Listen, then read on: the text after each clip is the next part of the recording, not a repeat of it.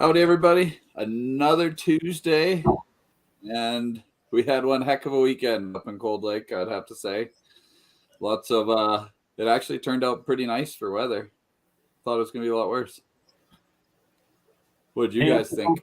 Yeah, you definitely can't complain about that. Could have been 4-footers out there, judging by the forecast was telling us. But yeah, no, it was pretty calm for the most part. A little bit of chop, which was always nice. But yeah, all in all, pretty good weather. Got a little bit of a tan here. You can see I've already got a pretty good sunburn. So yeah, we had fun out there.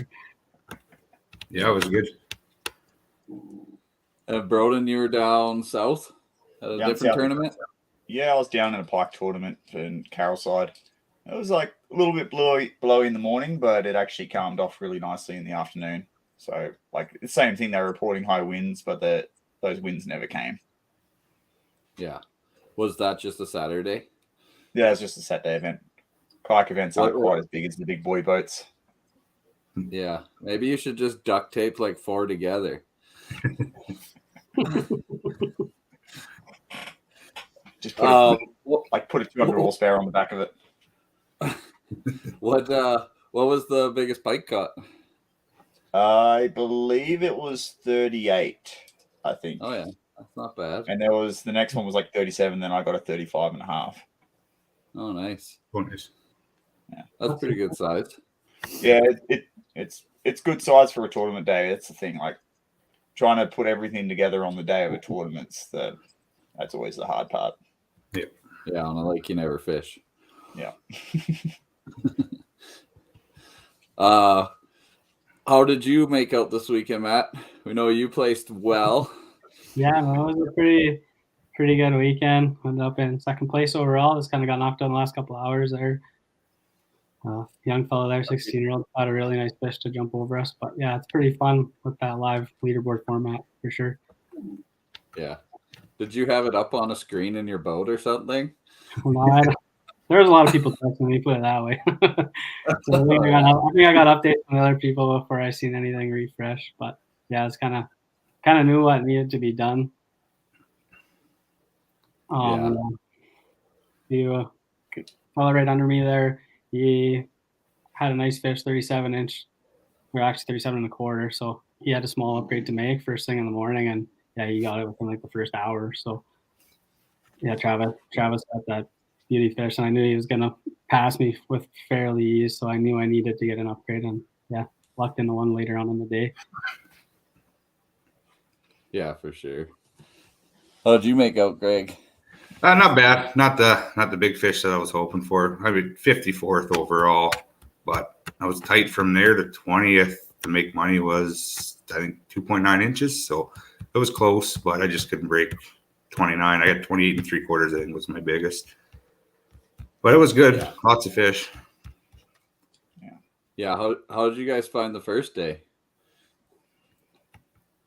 It was pretty good, honestly. I did a little bit of pre-fishing. I pre-fished a couple hours on Monday and Tuesday, and the fishing wasn't on. It was definitely not great by any means. I struggled, and I kind of found a few schools of fish on Friday, and after that, it was pretty good. So yeah, come on Saturday. It was Saturday was a good bite for me. I think me and my partner, we boated 98 fish, so you're definitely going through numbers, which is kind of what you need to do. If you're in a big fish spot, we're only going to get big fish. That's one way to look at it, but in other spots, you can just go straight for numbers, and that's what we focused on the most first day. Yeah, we did the same. We got basically focused on numbers the first day, but we didn't get the numbers we wanted day one. Day two, we did a lot better. Yeah, we found the bite way better day two, but the first day we went into an area where we fished before and did good, but that bite wasn't just active at all for us, really. Pull up one or two every once in a while, but we did some exploring. We found a nice hump to play on, and it was sweet. They were stacked in there. So yeah, that's good.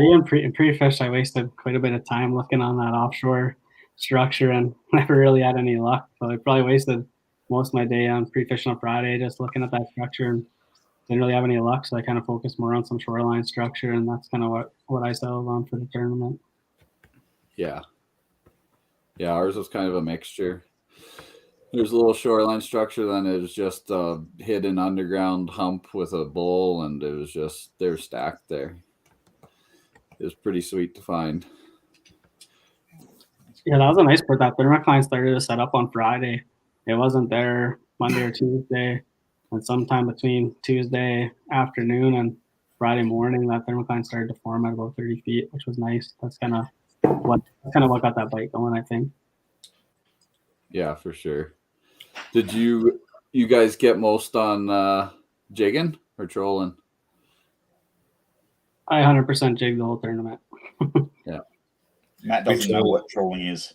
We did trolling for the first day, mostly trolling because it was so windy we couldn't sit in one spot. And then day 2, first thing in the morning, we were jigging and we were just hammering them, and it slowed down. So we tried back to trolling and just catching little guys doing that. So we went back to jigging at the end of the day. So kind of back and forth. Yeah, we tried trolling for a little, then it wasn't working well. No. But we found that structure, so it worked in a way. Yeah, trolling's always a good way to find good structure, and then you can kind of see where they're setting up. Like, there's lots of days you'll go out there and troll for a couple hours up and down, and then you'll just kind of mark a few spots that you've seen along the way and go back, and you can really put some good numbers together jigging on them. Yeah. And that biggest fish, what was the biggest fish of the tournament? 37? 37 and a quarter, yeah. That's a nice fish. Yeah, that's a good one. Yeah, that's the new tournament record. That's a unicorn for Cold Lake. Yeah. It's good to see over the years that big fish is slowly beginning to dig it too. So it's something's obviously working slowly though. Yeah, I don't know. Like, it seems like it has been getting bigger and bigger every year, kind of. So it's just started at like 32 or 33, and now it's up to 37. And every year it's like 35, 36, 37. There's a few nice fish this year. I think there was, 2 35s? I know it was 135 and a couple of 34s, and there were some nice fish. Not a lot of them, but there's a few. Definitely out there, that's for sure. Yeah. So I've got a question for you guys, because our kayak trail's done it for a few years now. How do you boys like the live leaderboard? Do you think it gives you a little bit more of a way to go about it if you see that you get overtaken? I think it's kind of neat, especially when you got a bunch of friends out there. It's almost overtaking each other, and you got a few texts going back and forth, chirping each other a little bit. I think that part of it's a lot more fun. Yeah. A little different than the highlights ones, where you weigh in at the end of the day and you don't really know how anyone did until you see the names on the whiteboard. So I don't know. I think it's kind of different and kind of a little bit more unique and fun. Yeah. I think it almost gives you a little bit of energy throughout the day if you're feeling like, oh, I'm only a couple inches away from this or something like that. It does. When you're looking, you see you only need a couple inches. You're like, man, we got to do something different. So you're changing stuff up. Yeah, it sure does. Like, once you catch a couple fish and you're like, oh man, then you do the average on everything, because we had the calculators out. We're like, you need 29 right across. So if we get one of them and just upgrade with that. That was on a calculator a lot too. But yeah, it was good. Like, I caught 2 awesome fish. My best fish out of the lake. So it was, and it seems like they're kind of the same as in any other lake I've caught real big fish. It's just kind of where shallower waters meeting like real deep water structures, where they have that access to get to that deepness. Like for that later August bite when you're fishing in troughs and stuff tight to the bottom when they're kind of gone solo. Yeah, I was on shallow structure too. I was up a little shallower on day 1, and then I kind of pushed off it on day 2. But yeah, same thing, deep water right beside me. So it's definitely a good starting point for sure. What's your guys' favorite color for Laker, huh? If you're jigging. But it ain't chartreuse, it ain't no use. White was killing it for me this on Sunday. I just tried something I normally don't, and it works. So just a white 6-inch grub, and usually I'll run bait or something. I didn't run nothing. I just ran straight hook, and it was working pretty good, especially first thing in the morning. But I think anything you threw at them first thing, they were hammering it. Yeah, that first bite was just like boom, boom, Yeah. boom, just back and forth. Take off one fish. It's not worth measuring. That one flipped off. That's the worst thing. Always have 2 nets. I'm never leaving home without 2 nets again. I don't know how you have so much trouble with that. What, losing a net? Just losing stuff in general. I don't lose that much stuff. I put the net in the back, and then when we got there, it was missing. No. But it was pretty choppy Sunday morning when we left, and we kind of put throttle down, so we're jumping pretty good some of those waves. But I had a rod jump out of the rack on. He's got one of those big high racks that goes over the back of the boat, and I had my rods. Never seen one jump out, and heard this big crash. Look back, and the rod luckily just landed right in the center of the boat, and didn't bounce out to the side or anything. That was first thing Sunday morning, I think it was. Yeah. So I laid them all down after that. Rough ride out Sunday, that's for sure. Yeah, we caught some good air, I think. But yeah, a net is a must-have. You don't realize till you really need it how bad that you really needed it, because just getting close with the barbless hook, right? You got them close, and when their heads kind of break the water, they start thrashing, and it's so easy to flip them out when you can just go scoop them right up, scoop it right away. Yeah, we lost quite a few. Get them up halfways up, they felt like good fish. And then again, I think it was a 26 that I was hugging bottom. I'm like, man, I got a monster, and I pull him up. I'm like, oh, it's not even an upgrade. But he hugged bottom, man. I thought he was twice the size of what he was. Yeah, just come up. That's what I love about lake fishing, because sometimes you can get into it's only at the end of the day, it's like maybe a 23, 24, but that thing is not coming off bottom. Sometimes it just wants to fight down, and then you'll get like a 28 or a 29, and it just comes up like it's almost dead weight, which I don't understand why. But yeah, Adam had a real good one on too, like pinned to the ground, and he was like, oh, and he was so pumped to just see it, and we probably lost it just with the glare. Like if there was no glare, you would have seen it, but that sucked. It would have been a personal best for him, just the way he was acting. It was a hog. Nice. But yeah, I lost a bunch at the boat on Sunday, and that sucked because I didn't need much of an upgrade for my third fish. My third fish wasn't very big, but then we had to leave early, so next time. We stayed out to the bitter end. I just knew I was so close to getting there, so we stayed out to the last second. But just was too late. Yeah, sure. So tight in the middle there that like 1 inch jumps you a long ways, right? So yeah, it was pretty tight in the middle. Well, it's the same thing with the ice tournament. The same thing. Even if you go a quarter of an inch, you jump up like 20 spots. Yeah. Is there anything you guys would like to see different in these tournaments? How they're run or anything? So I know the app had a problem kind of Saturday, and nothing was loading. Yeah, I had a problem on Saturday. I had to email them. I had a fish that wouldn't upload their stuff. But eventually they took care of it, and it started going through. But I don't know what happened. I know there's a few people else that had issues as well at the same time. So, but it sounds like they got it. Was that it just not syncing? Yeah, so you would get it to go, and then it would get stuck syncing, and it wouldn't upload. So I don't know exactly what happened, but yeah, eventually they got it sorted out. I did email them; they got back to me like literally within minutes. We used to use Angler's Atlas a little while ago. I think it was 2 years ago now. We used to use it, and we had very similar issues with a lot of our events. We ended up actually switching to Fishing Chaos for that reason, because you'd have, at the end of the day, you'd be dealing with so much headache because you'd be trying to find that person's fish not uploaded and stuff. Most of the time it does work great, but again, it's technology, and technology doesn't always work that great either. I think I had fish number 2 stuck there for 4 hours. Everything else uploaded below it. And I was thinking maybe because right at the start of the tournament, every fish guys were catching where they were uploading. So if you're getting 300 anglers out there every 5-10 minutes, there's a fish getting uploaded. It's probably just overloading on the server. And because Sunday was a lot better. And then later on Saturday, like before it was over, it kind of caught up pretty good.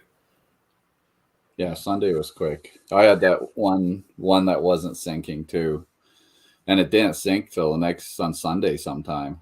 So in the morning we didn't really. I thought it was screwed and it wasn't loading. So in the morning we weren't really measuring anything, like a sucker. Then I caught that big one and I was like, "Oh, I better start measuring something. I need an upgrade." Mike had an issue with his. Well, I don't know if it was an issue. Like with mine, I didn't say anything, but every one of his pictures it said 0 centimeter penalty or something like that on all of his fish. It showed he ended up going on the leaderboard, but we were there for 2 hours trying to figure out what the 0 centimeter penalty was. I didn't have that on mine. I don't know if it was an iPhone thing or what it was. But Yeah, 2 I days had it on mine. You had it on yours? Yeah, all my fish said 0 centimeter penalty. Oh, okay. Because we're stressing. I'm like, man, the picture's clear. I thought I took all the, like everything good, and I was like, man, he's gonna be so mad at me if I missed something. But no, I that's what we assumed after it was just what it says on an iPhone compared because my Android didn't say it. Yeah, that's there he is. There he is. Well, the camp tuned in. Yeah, he's coming to brag. Yeah, that on Saturday at 30 and wouldn't load and it said penalty, so we're like, oh, we're screwed, whatever. I sent him an email, never heard anything, and it didn't load in the morning, so we're just fishing. Then it went through, then I hooked into that 32 and it was like, oh, now we're really got to start fishing. Wakes you up quite a bit. Yeah, and ran out of time. What they're all here now. What do you think? What kind of depths are you guys keying on in for the morning? I know I changed throughout the day, but I started shallow and worked my way deeper. The first day I spot locked in the exact same spot all day long. Didn't move once. Yeah. The second day started off there. Didn't quite look the way I wanted it to look on the live sonar, and fish weren't quite acting the way I wanted them to look.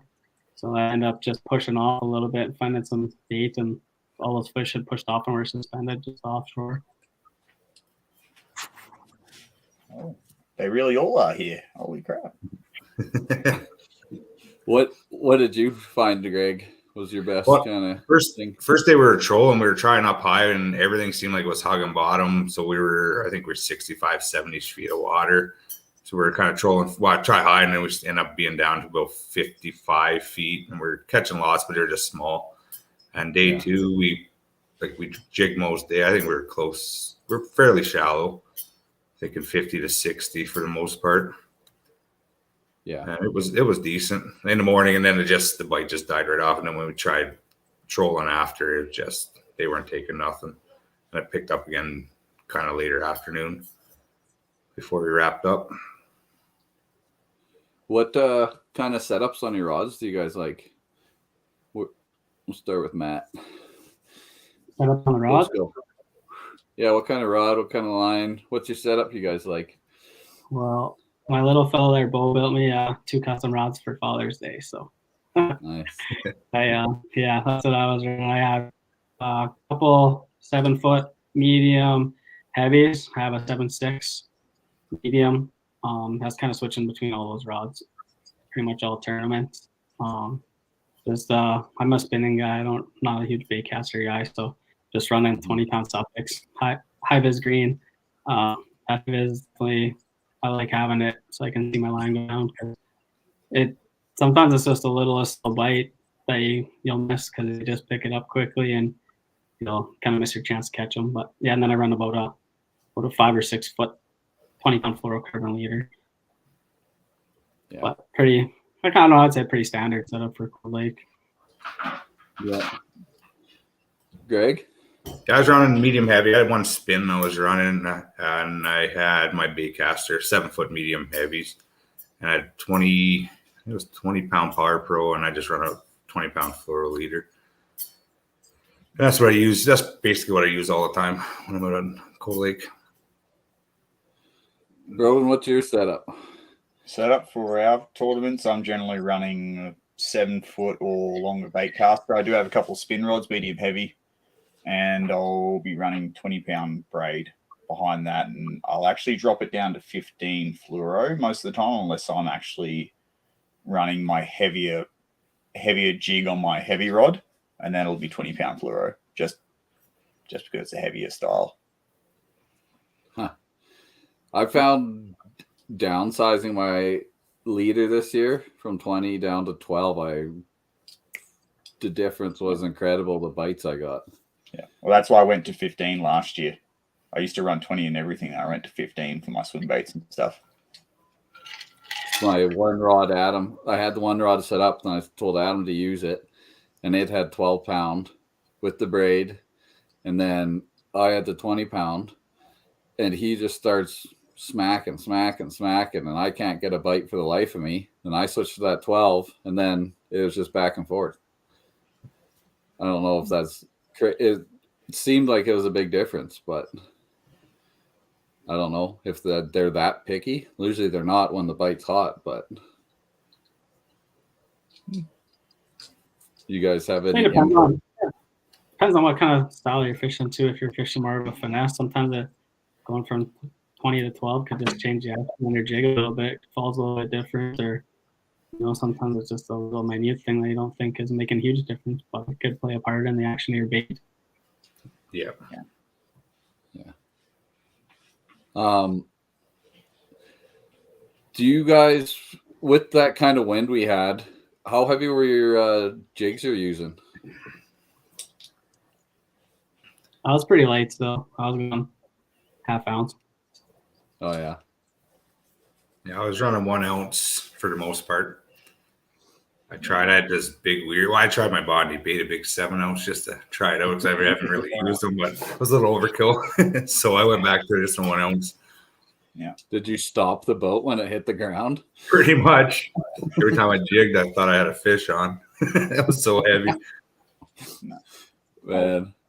I generally run 3/4 if it's pretty high wind, but I'll drop down to almost 3/8 with even a 4-inch swim bait. We were drifting over this bull and this point, and we're running 2 ounce. just the hug. Just to keep it down. The trolling motor didn't want to work, so we had a backup trolling motor. Then we tried anchoring. I don't recommend it at all. It was the stupidest idea ever. In 90 feet, you're anchoring with a 30-pound anchor. That's a workout. That's ridiculously stupid. You need to get an electric winch on the front of that. Oh, you do. I had never. It was just ridiculous. You're tired after a fish. Try pulling an anchor up. The line stretching, and oh man, it was brutal. But no, I don't really personally think being vertical is all that's cracked up to be. If you want to work so hard, you're generally upsizing your profile and everything, and sometimes those fish aren't looking for that bigger profile. So I'd rather be drifting on a 15-degree angle with that line. Personally, I find I just have more success, and then you're still covering a bunch of water when you're going up and down. Yeah. We ran our kicker in reverse, but we took on so much water when it was choppy. Both of us standing in the back, especially. So I ended up moving to the front of the boat and sitting down on the bow just to keep the boat half level, so we didn't drown it out. But yeah, there was a lot of water. So yeah, Link out a spot lock. That's the way to go. Yeah. What What motor have you got, Mitch? You start looking. Oh, sorry. On the front, I got a motor guide, but I can't get the part for it. I just found out last week or 2 weeks ago. I was trying to get ready, so I think it's the motherboard, but I can't get one, so I got to go buy a new motor. Yeah. So I better go order one, I guess. What do you run for batteries? Do you have a 24 volt, Matt? Yeah, I'm at 30. I got 36 volts, and I got yeah. lithium. They last all day. Like you can run. I ran up 12 hours before with them, and they never killed them yet. So Sweet. So what poundage is your motor, Matt? Pardon? What pound is your motor? It's like 100 or something then? Yeah, it's 100. So I'd have to look at the spec, but I think it's 100, 112. Oh yeah, Nice. that thing's not messing around. Yeah, no, it keeps you there all day. Like we spot locked all tournament, so 8-9 hours, and yeah, no issues at all. Huh. Yeah, I'll have to look into that because that sounds awesome. Yeah, it's definitely, I know, the Frauds guys, they got the anchor rope figured out. Those guys are pretty much the kings at anchoring out there. But yeah, it's for me, it's just easier to push the button, watch your trolling motor go down and hit the lock button, and you just stay there. It takes 2 seconds. 2 seconds to move to a new spot. You don't have to worry about it. You just lift her up and get going. Yeah, for sure. Yeah, spot lock is a game changer. Yeah. Even if you program it in on some structures, like, and just follow it along. Like, you don't got to go fast or anything. Like, I think sometimes just that slow drift was just helping them just kind of be more interested too, because you're bounce off the bottom, but you're moving away, so it's just one more aspect. Yeah.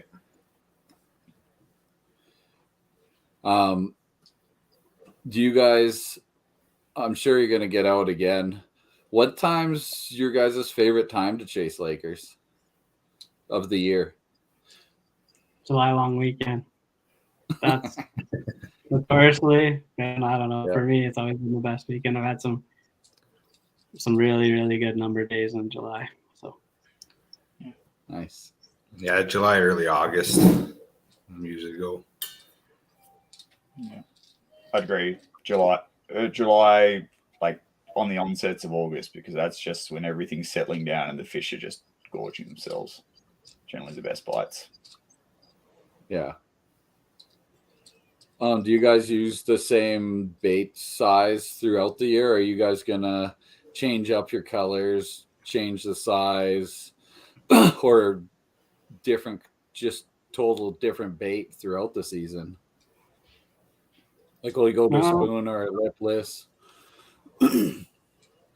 I'm generally kind of stick to the same few baits, but like this past week, I was on pretty small baits, but yeah, generally into July, you can upsize quite a bit, and they're just aggressive though. So they're not scared of bigger baits. Don't really have to downsize too often unless there's some sort of weird pressure system coming in. Yeah, normally I ran 1.5 to 2 ounce. This I normally don't run 1 ounce, and then a lot of times we just go trolling, especially with kids and stuff. We just go down rigging and just a spoon or run an anchovy rig or something. But if we're out jigging and stuff, I kind of run that 1.5 to 2 ounce. Yeah, I'll be running like probably 4.5, 5 inch swim baits most of the time, but then I'll also be chucking a buzz. I do like the buzz bomb. I know a lot of people seem to hate it that I talk to. I don't know why, but I seem to think they're very. If the fish aren't biting, if I just generally rip that thing through a school of fish, something will come through and take it. Chase it. Yeah, the buzz bomb, honestly, I was never really a fan of it. Never tried it, hated it. An older fellow there, Gary, he wanted to come out basically to learn how to use active target. He thought the new sonars were pretty cool, and he just hired me for a half day of guiding just to learn all about the electronics and how they work. And yeah, he brought his rod and a buzz bomb, and let's say after that day, I was a little more of a believer of them. For something that looks very simple, it seems to catch fish. Yeah, I did catch fish. Yeah, I've never used one. No, me neither. Yeah, Gary gave me a couple at the end of the day, so I've tried them a few times. They're not too bad. Yeah. I know last year during the tournament, you could pretty much throw anything at them. It didn't matter what size. It was pretty hot last year. Yeah, when they're on, like they'll pretty much chase down anything and eat it if they're if they're hungry and you're going after a reaction bite, which when you're digging, generally that's what you're doing. If you're pissing them off and pulling it away and they're hungry, they're gonna pretty much chase down anything. Was the tournament later in the season last year, or was it the same time? I think It was the same. weekend. It was the same Oh, was it? weekend. Yeah. It's reason. last year, same kind of deal from what I remember last year. Pre-fishing was not super great. Started to find a few fish on Friday again. And then, yeah, from what I remember, the tournament was just lights out, like 100 fish days. Oh. Yeah. Yeah, for some reason I thought it was in August or July last year. But I wasn't. This is my first summer when I've did the winter ones, but Yeah. You can do an August one if you want to jump in a kayak. yeah, no. I just sold my kayak. The kayak one will be fun. It's like That's always if you catch like a 30-inch pluser in a kayak, you're gonna be in for a ride, I think. Oh, and there's been a few 30s caught over the years, and like it's quite fun. And it's always funny because obviously most of the guys in the kayaks are jigging, and you get a couple of older guys in their big fancy boats, and they're thinking like, "What are you doing?" It's like fishing. So doing what? Like jigging. And I've had moments where I've been talking to them, I've hooked up, and they've been trawling for like 4 or 5 hours with nothing on. But I don't know. I think jigging, like trawling, like Matt said, you're great for searching, but I think trawling's for searching. Jigging's the way to go. Yeah. Just much more effective. Yeah. I was thinking if I go, I'm just gonna bring an ice fishing rod. A few Because people I don't actually know do. if a big rod would, because like even in the boat, I like rip it. Like I have to tape my finger because I cut into it with the braid every time. So I had electrical tape all down my finger because when I rip it, it just slices right into me. But I think the little rod would be easier because you could just get so much more hook set.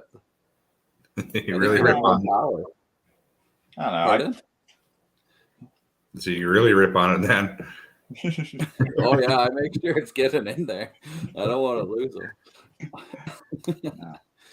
I've tried the ice rods. I know a lot of competitors do use them in our kayak event, but I like that 7 foot. That 7 foot's just nicer with a much better bend and stuff, especially if you get some of the ones that want to have a bit more bigger head shakes. You've just got that bend in the rod to hold them and keep them pinned. Yeah. I've used my ice rods for perch fishing in the boat, but that's about it. Yeah. Like I guess we used it last. Did we bring them last year? I think we might have used an ice rod in the tournament last year a couple times just because the numbers were crazy last year and you just get bored, so you want to switch it up. But like in my boat, when I'm standing on the front, my rod tip's maybe a foot off the water, and it's like preload, right? So in the kayak, you're like vertical, so you're pretty much side by side. So I don't know. Yeah, but I've also been I stand up and jig in that kayak. Ooh. I've got I don't do that. See, like when you've got the fish going and all that, you can watch them on the fish find and you make them follow and up and down, and you can basically count them down when they're about to hit that bait. It's quite funny because people think you're a bit crazy standing up in a kayak doing a hook set, but I used to stand up paddleboard and surf, so got a pretty good balance. Yeah, I don't know. I wouldn't do it. Oh, me neither. I saw you at Open Creek Dam. I wouldn't advise it for you. You're a little bit. You're a bit like a baby giraffe. Baby giraffe. Who beat you in that tournament? I think I got 7th in that tournament. True. I also was making coffee for everyone. But I came after you made coffee. Yeah. No. Are you guys doing the ice derby on cold this year? Yeah, I'll do it again this year. I mean, usually gone away from work for that one, so Yeah. let's get to it. For the ice derby, like this year, I guess just fishing in open water, I found a bunch of new spots, hoping that they'll be good in the winter. Do you guys transfer from the summer to the winter? Like, will they stay in there, or do you think they move off on a different structure in the different temperatures? For the most part, a lot of that structure will definitely hold fish pretty much all season long. But there are some spots that you will just kind of stumble across, such as humps or some of the reefs or even just underwater points that definitely hold a lot more fish. I think part of it has to be with what kind of holds a lot of that bait later into the winter and what places get a little bit less pressure as well, because Cold Lake is very heavily pressured. So if you get lucky and find one of those spots that is less pressured and holding the bait, generally it's going to hold a lot of fish. You can have some pretty good days out there. Yeah. Yeah, we generally fish a lot of the same areas summer and winter, but we found a couple nice spots this Derby rate as well. So I'll try those out this winter and see how it does. We'll see how much pressure is there, but it's kind of away from everyone. So Pardon? I'll be doing a little bit of searching this tournament. On the day after the tournament, I'll do a bit more searching for the ice tournament in a different bay and go around there and check it all out. Get a few new spots and see. Because, unfortunately, only managed one fish last year. Yeah, first day. Yeah. You thought it was going to be so good for the lucky moose that came and visited us.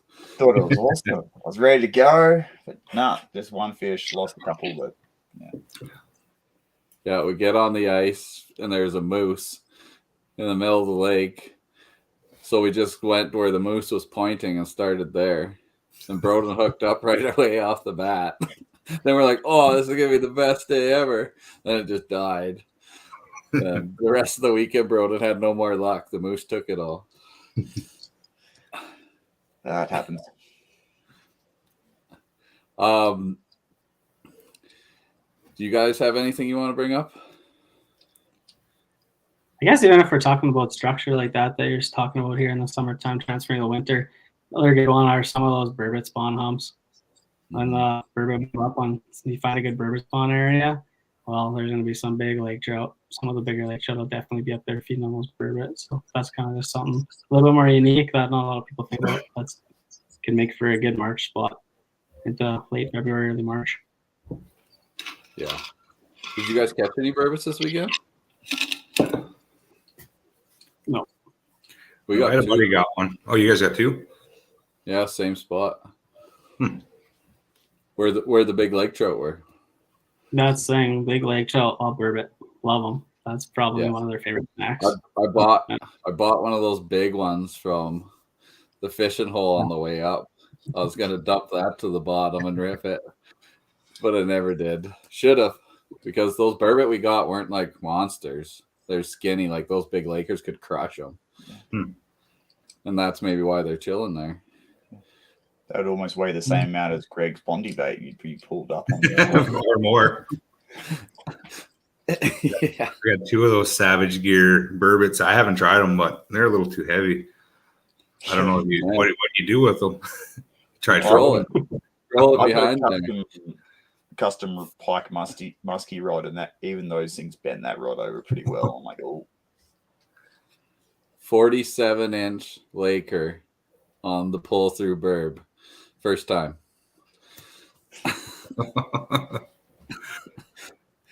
I'm not doubting it could be they look so good. One, but no. Next time I'm up, I'm going to use it. Give it a shot. I know I used, what the heck was it? A big bulldog in northern Saskatchewan. The big white one. Oh, yeah. And that worked. And the Bondies worked. But I think the big burbs are like the secret weapon. To try her out next time we go out, come up. Yeah, do it. Do it.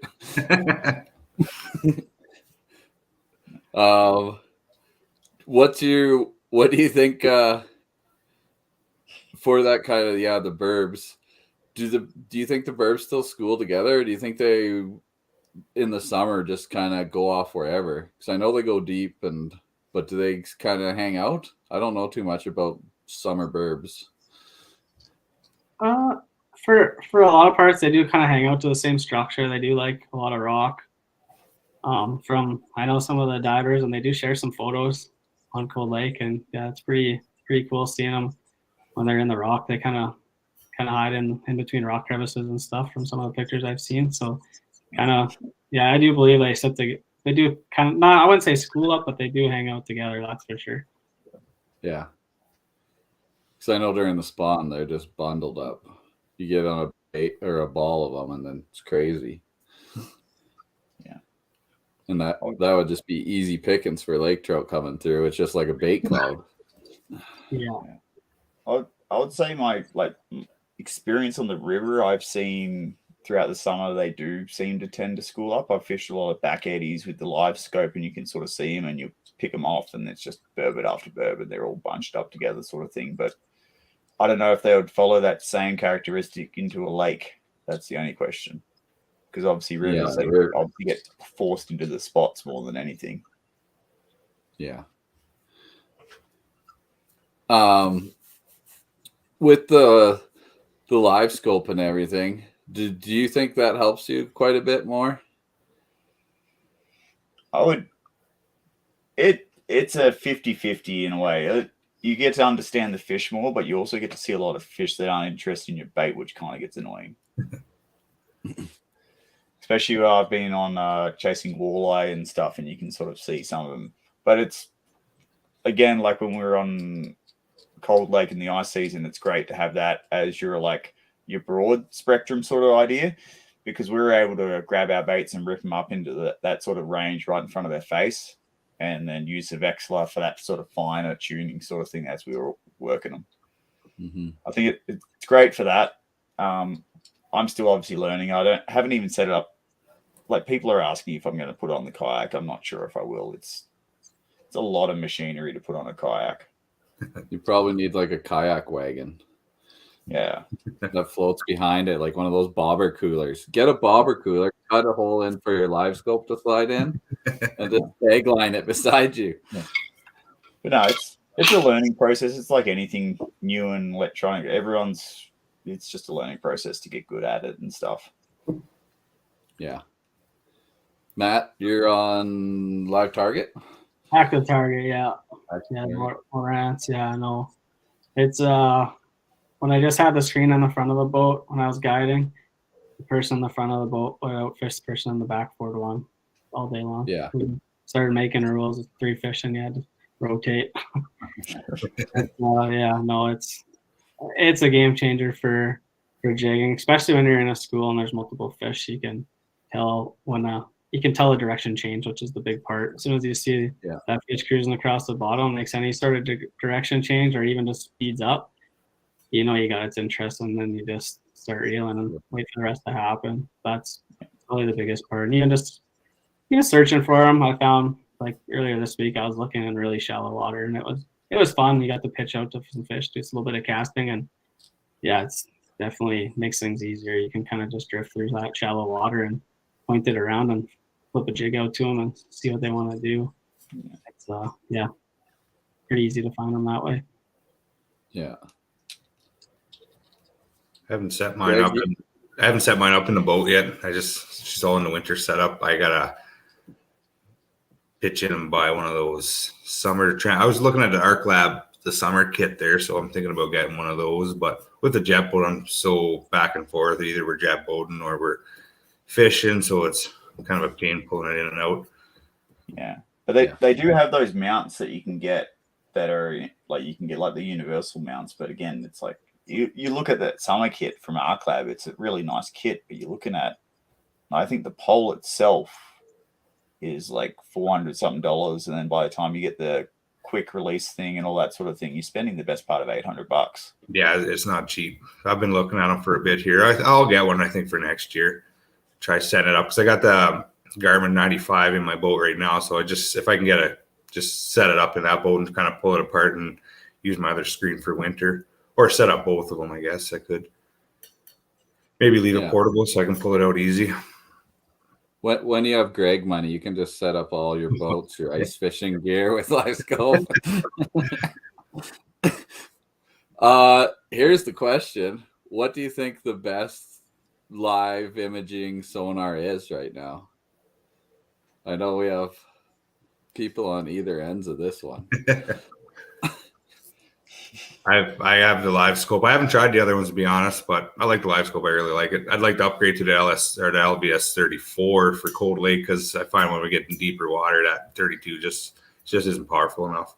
Yeah, I've found since after that trip to Cold Lake, I've done some adjustments and I'm getting to 110 now. Oh, okay, you got the 32? Yeah, no, I've got the 34. So Oh, okay. I got 110 to 120 very clear. And then after that, it gets that sort of sparkle fuzz sort of stuff in the bottom end of it. Yeah. But first, like I've just been using Garmin all my life, so I won't change sort of thing. But I've been seeing what Lowrance has been putting out, and it's I'd say just personally, I think Garmin's still ahead, but Lowrance is doing a lot of ground and gaining a lot of ground on Garmin. I could see them basically on par by next year. Yeah. Yeah, I have no complaints with my active target at all. So yeah, it's pretty good. Like I said, same thing. Kind of reach depths up to 100 feet. So that's pretty good in my opinion. I don't ever really go too much deeper. The odd time in the winter time, and if you do, then you just switch over to my traditional 2D sonar. But yeah, no complaints here. It's pretty good. I was a Hummingbird guy my whole life, so for me to switch over to another company for now I'm 50-50, I guess. I got 2 Lowrance units and 2 Hummingbird units on my boat. So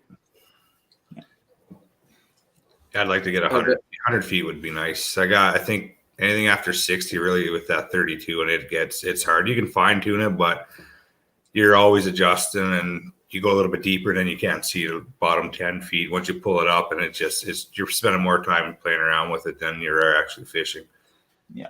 The new system with the color limit definitely helps because you can turn your gain up a lot higher and the color limit filters out a lot of that crap. But it also depends on the day as well, and especially if you try to do it at night. I haven't experienced, but I've talked to a few people at night when you get that sort of plankton move up. It can kind of happens more down the States, I've heard, and the plankton comes off the bottom and it creates that sort of fuzz. Oh yeah, you can't see nothing. Yeah. Huh. Because I know we had yours last winter and we had, what was it, like a 1/4-inch jig and 90 feet of water, and we're picking up that 1/4-inch jig pretty good. Yeah. But yeah, they're good units. Has anyone used the Hummingbird, the 360? I haven't. No. So the 360 idea would be nice, but I haven't. I've seen the live imaging, and I'm not a fan. It's more blobby. Yeah, I kind of just got tired of waiting for it to come out, so that sounds like by what I've seen from other people, I feel like I made the right decision there and not waiting for it. Yeah. Adam, how about you get Facebook again so you can find out? No, I haven't caught a sturgeon yet this year. What have you been doing this year? Not fishing much, actually. No, we went to the river once for more of a test out my new impeller, and we fished for half an hour. I think I didn't even catch a fish and went picking rocks on the shore. That's about it. I've only been out fishing 5 or 6 times this year. It's been slow. It was that hard on you? You just gave up and started wandering down the beach picking rocks? Just picking rocks now. Kicking my feet. Yeah. It just seems like this year's busy. I don't know. Yeah, I've been super busy for work and everything. Mm-hmm. Yeah, we've been trying to find a third guys because unfortunately I have to work a lot of Saturdays now, so it just kind of interferes with fishing time. Yeah. No, he's never coming back. I'm going to screenshot that shit as proof. You can screenshot it after. You have to go through the whole thing.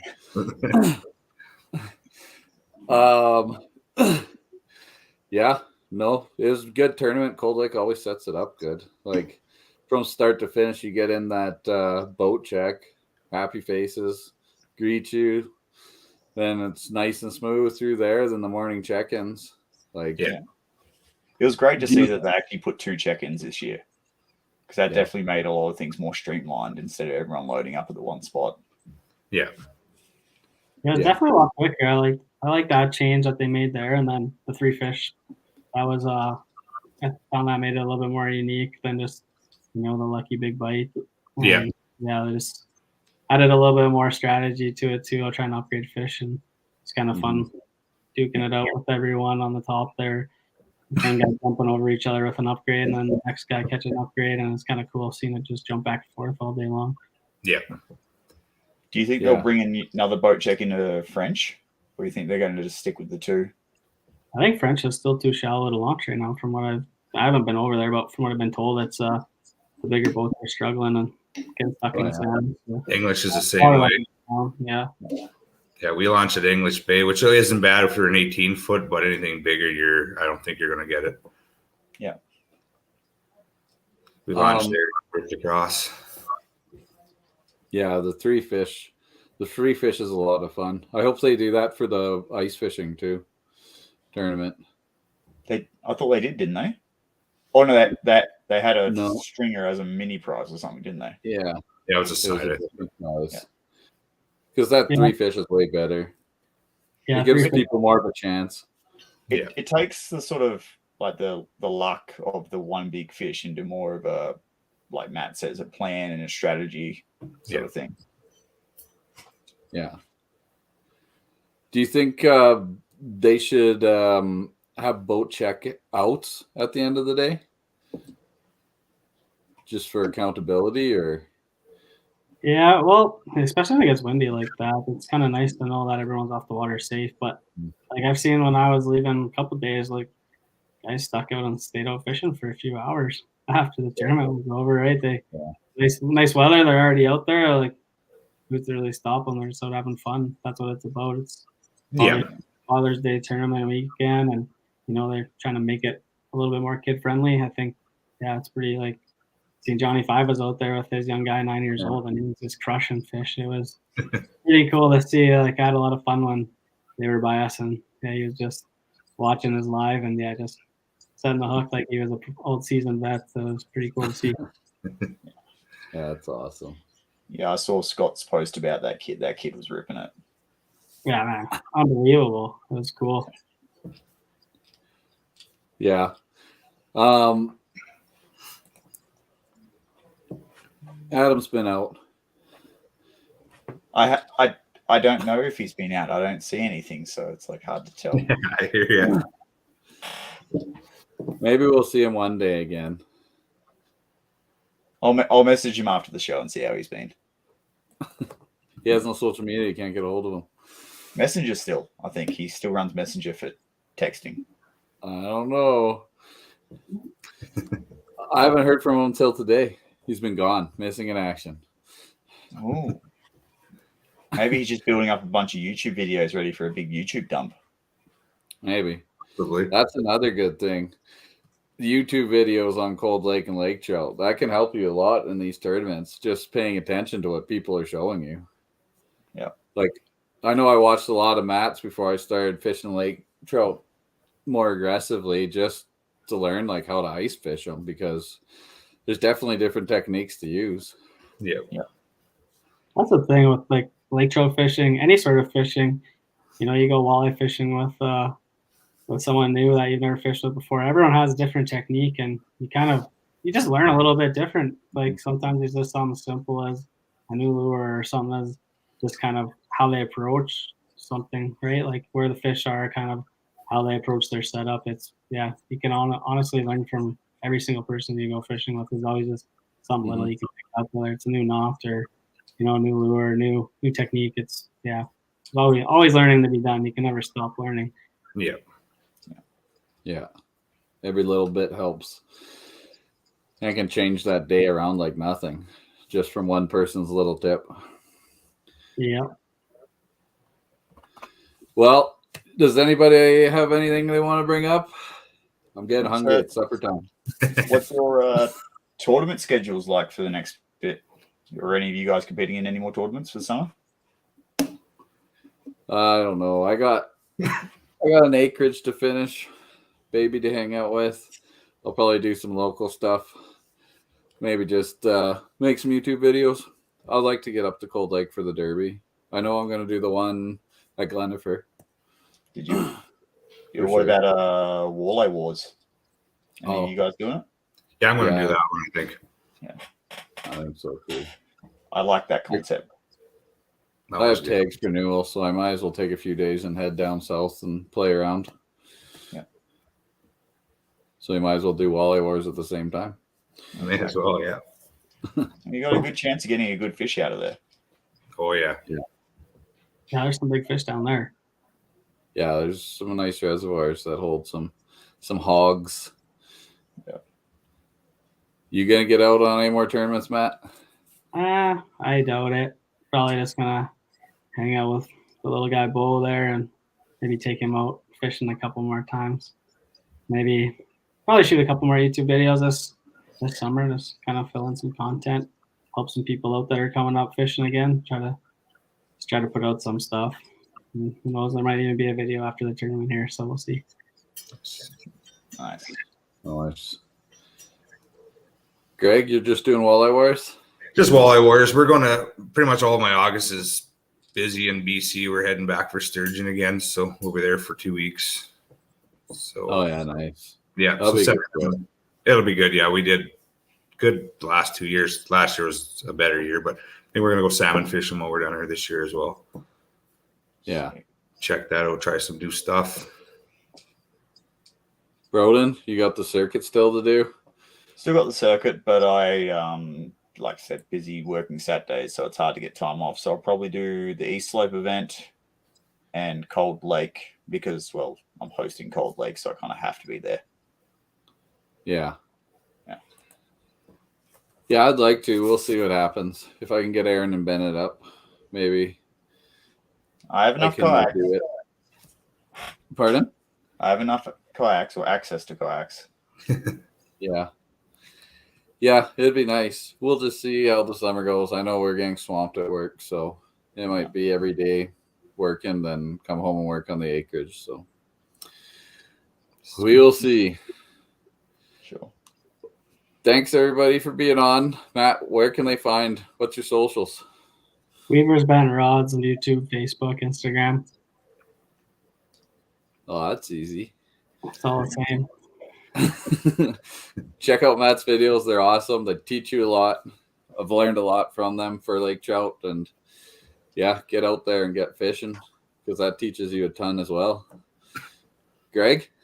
Greg Rice on Facebook and at Greg Rice 3600 on Instagram.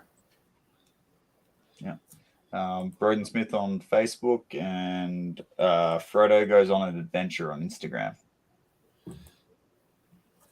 Perfect. And you can always find me at Northwest Adventures, Northwest Mitch, YouTube, Facebook, Instagram, and pretty much every Tuesday we're right here. So hope everyone has a great weekend. Thanks, guys, for being on.